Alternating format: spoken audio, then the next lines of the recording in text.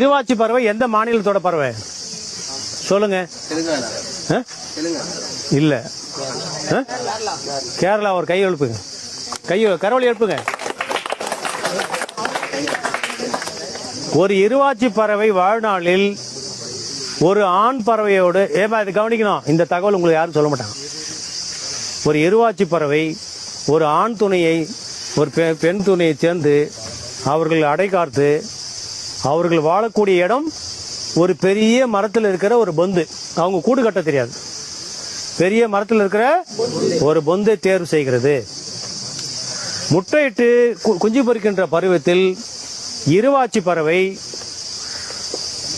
தன்னுடைய முட்டையை அடை காப்பதற்கு தன்னுடைய உடம்பில் இருக்கக்கூடிய அத்தனை இறகுகளையும் அதனுடைய மூக்காலேயே குத்தி குத்தி வெளியே தள்ளிடும். வெறும் உடல் மட்டும் அது உள்ள போய் உட்காந்துக்குது. பிறகு அது அடை காத்து அந்த 90 நாளுக்கு பிறகு குஞ்சு வளர்க்கின்ற வரை ஆண் குருவி ஆண் இருவாச்சி கொண்டு போய் அதுக்கு தீனி கொடுக்குது. அப்ப தீனி என்னென்ன தேவைப்படுது? ஒரு அத்திப்பழம் தேவைப்படுது, ஒரு பள்ளி தேவைப்படுது, ஒரு பூரான் தேவைப்படுது, ஒரு அரணை தேவைப்படுது. இதெல்லாம் கொண்டு போய் கொடுக்குது. அந்த பொந்துக்குள்ளேயே இருக்கக்கூடிய அந்த பெண் இருவாச்சி மறுபடியும் அதுவும் அதனுடைய குஞ்சுகளையும் போடக்கூடிய அந்த கழிவுகளை மூக்காலேயே எடுத்து வெளியே போட்டுடுது.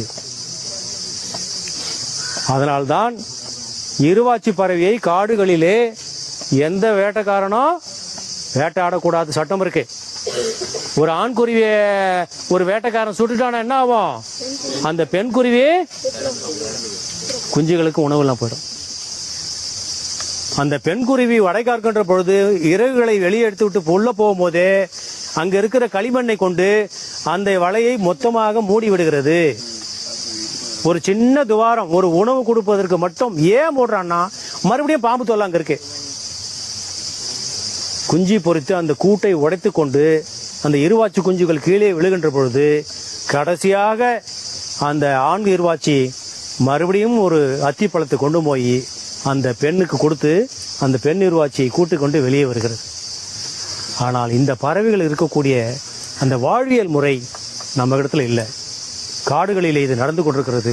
நீங்கள் அத்தனை பேரும் ஒரு பறவைகள் போல உணர்ந்து வாழ வேண்டும் என்று கேட்டு முடிச்சுக் கொள்கிறேன். நன்றி, வணக்கம்.